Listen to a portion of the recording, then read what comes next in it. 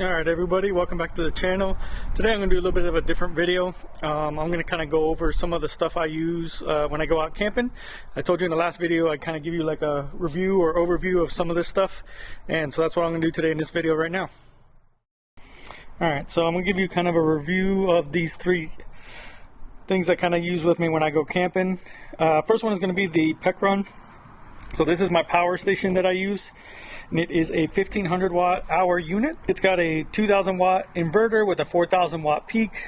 Pretty standard for a lot of the power stations, but this one price wise is pretty low, so I was able to pick this one up I think when it was on sale, and it was $6.99, which is really good. So it's pretty much half the price, or definitely like a quarter of the price cheaper than most of the units that are out right now, and it does everything that all the other units do. So again, you have your inverter, 2000 watts. I'm not going to hook up a hair dryer and all this other stuff. It'll power anything that you pretty much want to power. It's got your cigarette lighter. It's got your USBs. It's nice is it's got a 100 watt type C USB, which is nice. And then it's got your quick charge regular USBs. And then input. It takes a lot of input, so you can hook up to, I think it's like 800 watts of solar. The charging from the house is 1000 watts, so it charges the battery up pretty fast in like about an hour and a half if it's completely dead, which is nice. And so that's your solar and your inputs for charging. It can also charge from the car, but that's really only through the cigarette lighter. And so they say you can get up to 100 watts, but when I plug it in, you get about 80, which I think is about right for most of these things. So the big reason why I chose the Pecron over a lot of the other units is this particular one has a XT60 plug. So a lot of stuff that I'm going to power like in the camper, I'm going to run probably off DC. The current lights that I have sitting here are AC, but I'm going to switch those up for DC. And so I'm going to basically have everything wired in, so I can just use one plug to power everything that I bring with me, meaning like the diesel heater, which I'll show you later, the lights, anything else, fans or anything like that. And basically this one XT60, if you can see that there, is a 30 amp plug. So basically you can run up to 360 watts out of that, whereas the normal, most of them, the normal cigarette lighter is a 10 amp plug. So meaning only up to 120 watts or less. So if I'm running like the diesel heater and some lights in the fridge and stuff like that, if you're using that 10 amp one, it's really going to pull a lot of draw, and you may not even be able to power everything all at the same time if you had to. Not that you probably won't be powering maybe everything all at the same time, but just in case I wanted to be able to. And this unit has one of these 30 amp outlet plugs, which I like, which is good for people doing setups like what I do. Now, the biggest drawback to these units, they're good for your house, I guess. I mean, 1500 watts is not really going to power, or 1500 watt hours is not really going to power a lot of stuff in your house for a long time. So I don't really see it as like being a backup for my house. Maybe if you lose power for like a day or something like that. But what I really bought it for is powering the truck. But the biggest downfall is that they don't have any kind of like DC to DC charging, meaning charging from like your alternator and not through the cigarette lighter plug. So like on my 4-wheel camper setup, when I had my pretty much like a DIY battery setup, so I had my lithium battery, my solar, and DC to DC charger, it would pull off the alternator, but it would charge anywhere from like 300 to 500 watts, which is good because that would charge that battery up, 100 amp hour battery, in about 2 hours of driving. Now this thing, if it's charging only 80 watts, and it's about 1500 watt hours, you know, it's going to take you forever, 15 hours to pretty much charge it if you were to let it drop all the way down to zero. In future, I may end up planning on, depending on what I'm doing with the camper setup and all that stuff, put some solar panels on there. So that'll help it out. So probably like 200 watts. And again, that's not going to be anything crazy. It's just going to kind of help maintain the battery, because even with 200 watts of solar, you're only going to probably get, depending on even if you're in full sun or not, maybe 100 to 150 watts probably from the solar. But other than that, this thing has been really, really good. Price-wise, it's very cheap. Quality is really great. It's only about 30 pounds. It's got these rubber bumpers here on the side, so it's good. You can't really bump it into too much and damage it. Really doesn't seem like. It does have a wireless charger on top also.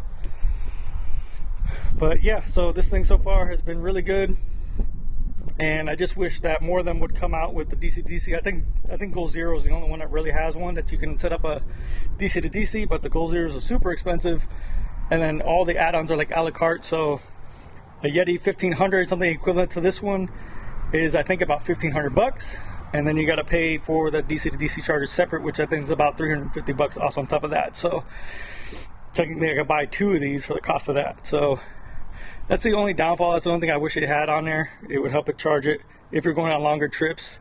If you're just going for a weekend, a night or two, it should have enough power for that.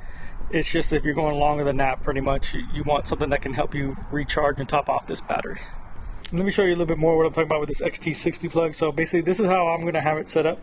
So this is the XT60, plugs directly into the unit, so I can basically unplug it whenever I want. And what I'm going to do is have this fuse box just wired into the truck somewhere. And so basically I can add multiple things to the fuse block and basically just unplug it and plug it in from the power station whenever I want. So whenever I'm going to take it, whenever I'm going to use it, I'll have access to power by just plugging it in. Right now I just have it wired into the diesel heater, so the diesel heater just plugs into this. But I will wire in the lights, and depending on like what I do with the fridge setup, I'll also wire the fridge into this instead of using it off a cigarette lighter. But that's kind of like what I like about this unit, is it makes it definitely more modular. I can wire everything into the truck, leave it there, plug it in when I'm ready to go, and that's all I got to do. Next, so I guess I will go ahead and talk about the diesel heater. So I don't even know how to pronounce this name really. Hacallery, I don't know. But it's basically an Amazon diesel heater. It's one of the newer versions that comes in this carrying case, which is pretty nice. I wouldn't say it's a crazy rugged Pelican case, but it's fairly decent. It's not going to be really water resistant. It does have these cutouts for air and stuff like that, but it's definitely nice for a portable diesel heater. So basically you can just pop it open, and it's got everything that your standard diesel heater has. It's got your exhaust outlet that comes out to the side. Let me move this out of the way and I kind of show you. So it's got your exhaust outlet that comes to the side, which is nice because a lot of the all-in-ones, they have it that comes underneath the unit, and so you actually have to build like a stand on it, where this one you don't have to. You can just set it down and it's ready to go. But pretty standard for diesel heater. It does have the screen display on here, and it does come with a little remote. It's Bluetooth or anything like that, but I was able, the last time I used it, to control the heater from inside my tent up top with this little handle portable remote, which was nice. And so far this thing, I've run about 2 tanks through it, so I'm not going to say yes, it's super awesome and it works flawlessly, no issues. So far I haven't had any issues, but I just don't want to say it's perfect because honestly I just haven't run it that much. So I've run it probably about, I don't know, maybe 16 hours, and it hasn't had any issues. From the time of prime, I just primed it, and ever since then all I do is click on and it fires up and it starts up right away, which is nice. And then usually what I'll have is a like a slinky style duct, basically like a stretchable duct that can basically I just send it straight up into the tent, and then I'll let it hang down. And what I do is actually I let it face kind of down or up inside the bed, and it'll let the heat rise. And I keep one of, in my GFC, I keep one of the panels out, and it lets the heat rise up in there. And so far that's worked out really, really good. So this thing is very, very nice. Definitely good and nice and compact if you are wanting to basically just bring a diesel heater with you. Not have to do too much setup, not have to have it permanently mounted in the truck. This one you can take in and out. It does have I think it's a 1 gallon tank on here. So it's got a 1 gallon tank with it that touches to the side. And I've seen people mod where they put larger tanks if you want to put a larger tank on there. So far I have done, I think, 16 hours or more on this one tank, and it's still not even empty. I still got probably about a 1/4 tank left in there. So definitely very fuel efficient. It does not pull that much power at all. I ran it probably about 10 hours on my last camping trip, and I think once it's heating up, when you first start it up, it takes I think about 40-50 watts or something like that, and then it kind of backs down to about 9 watt. And so powering that, powering my lights inside, but didn't power them too long because they are AC, and powering my fridge from start to finish. Basically on that camping trip, I started at 100 on the power station, and all night after running and everything like that, I was still at about 75% capacity, which was really good, really good. So far I've been really happy with this. Again, I don't want to say, hey, definitely go out and buy it because they run perfect, because I don't know. Again, I haven't really had an extended time, and again, I'm not really sponsored by any of these things. I did reach out to Pecron to see if they would send me a unit so I could try it out, but they did not. But I ended up buying it anyway because I liked their product. The other thing that I just got, I can't really give a review on this because I haven't even used it yet, but I just picked up one of the Dometic Go jugs, and basically it's a 3-gallon water tank, and I picked up their faucet, which is nice. It's on a magnet, so you can kind of pick it up, set it wherever you want, and it holds 3 gallons. It is battery operated.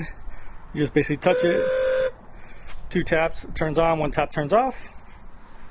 And I just wanted that just so I can have some portable water, to either for drinking, doing dishes, but without having to have one of those blue jugs that you kind of always have to turn over, which this one you can do that also with. So if you wanted to, it's got this little valve here. You can turn it on its side and just take water out of it. The Dometic setup is definitely very clean. So it has a little quick release here, so you can pull this off, pull that off, and now the jug's ready to go. And you can store the faucet somewhere if you need to.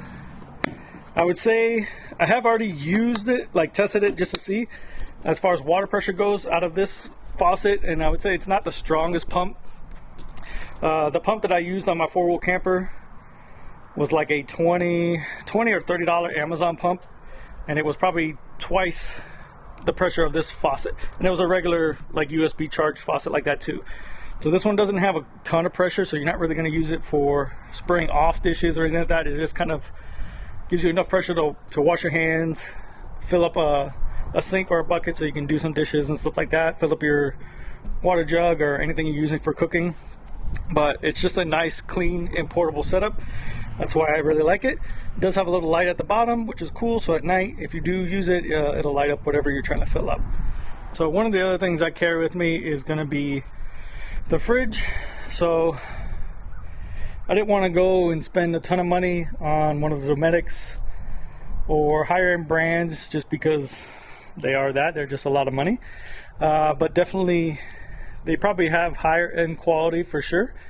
But this one is basically the Bouge RV, and it's the 45 liter I believe, and I did get it off of Amazon. The time I bought it, I want to say I think it was like 270 bucks, which is like super cheap for the fridge, and so far it's been pretty good. So it doesn't really take a lot of power when it's running. Now some people definitely say they like the setups of the Dometics that have, because this is kind of like in front of your fridge. This is where the lid pops up. They say they like where the controls are and everything on front, where on this one the controls are in the back. So depending on how you have it set up in your car, that may be kind of awkward or something, maybe depending on if you need to change temperatures or anything like that. But as far as quality goes, it's not bad. It's definitely on the cheaper end. You can tell this latch is like, it's okay. Sometimes it doesn't latch all the way. It does have a little light on here when it's on. It has enough room definitely for my stuff that I take for the weekend. And I believe this one is a freezer, so you can turn it into a freezer if you just want to use it as a freezer. Now, the only thing I do have a complaint about on this is the actual temperature on here when it is running. So the thermostat that's on it is, I would say, definitely not accurate. So I'll have it set anywhere from like 32 to 35 degrees, and for some reason it just kind of jumps around. So if I have it set at 32, sometimes I'll come out and it'll be 29, or if I have it at 32, sometimes it'll come out and it'll be 35. But I can put a an actual like temperature gauge in here, and I look and see, and if I have it set at 32, it's usually right around that temperature. So it is actually cooling to the correct temperature, but the actual face itself, where it tells you what it is kind of like all over the place, which is kind of weird. It does have a like kind of a max cool and an eco cool. I've used it pretty much, I think, just on eco the whole time. I pretty much use it just to help conserve the battery, but it doesn't have a lot of draw at all, so it's pretty nice that way. So would I recommend this fridge? I mean, for the price, it's really tough to beat. So far, it's been really good, and it's cooled everything that I needed it to. Again, you're just going to have that finicky kind of display up there, but for the price wise, it's not bad. If you're using it long term, full time and stuff like that, you may want to opt for something a little bit higher end that may be a little bit more consistent and stuff like that, you know. As far as these other products though, would I recommend? So far, everything I would recommend using. If I have any issues down the road, I will definitely let you know, but so far the diesel heater's been great. I'm sure the actual jerry can, I haven't really used it yet, the Dometic, but I'm sure that'll be fine. And the Pecron for the power station is a really good unit. So definitely I would highly recommend one of these things at the price point that they are, because it does everything plus a little bit more than most of the units do, and they cost definitely more than what this unit does. So definitely, so far I definitely recommend one of these. And let me show you, actually I just picked up one more thing for the GFC. Let me kind of show you what I got. So picked up another one of these things off Amazon. It is a climate sleeping pad, and basically it is a blow up memory foam sleeping pad. My last trip I kind of said how the mattress in the GFC is very firm. This is very nice, fits in here very well. I got I think it's 78 inches long by 28 inches wide version. And I also picked up their little air pump, so you can kind of just fill it up here. You can let it deflate from here also. I'm going to try and close up the GFC today with it inside. I think I can still fit it, which will be nice. But this will be definitely a nice addition for sleeping. So it's very comfortable. So it's got like memory foam. I don't know, I'm not sure if it's like maybe a 1 inch or 2 inch memory foam inside here. But then it blows up with air. And so it should definitely feel very comfortable sleeping with this thing. So again, can't recommend it because I haven't used it yet, just got it, but I'll give you an update and let you know how it works out on my next trip and stuff like that. Alright, so that's just some of the stuff I use when I go camping. Sorry for the flapping sound, it's pretty windy out here. The GFC's flapping around, but if you have any questions on any of this stuff, just leave me a comment down below, and I'll try and answer anything you guys have, any kind of questions you have about any of this stuff. I do obviously bring other things with me, your standard cooker and just my boxes full of random camping stuff, you know, but those are like the main things that I bring with me just to help for comfort wise while camping and stuff like that. So if you like the videos, please consider subscribing. I'm just trying to get to 1,000 subs. I'm getting pretty close now. I think we're at about 700. So it'd be pretty cool to hit that 1,000 in the next couple months maybe. The next video you see, I definitely will be out on a camping trip, and we'll be trying out the mat, probably running the diesel heater again depending on how cold it is. Currently, weather's been fluctuating crazy here in Tennessee, so today it's about 60 degrees and it feels amazing, but I think next weekend it's already showing that the weather will be colder again in the afternoon and night. So thanks for watching, and I'll see you in the next one.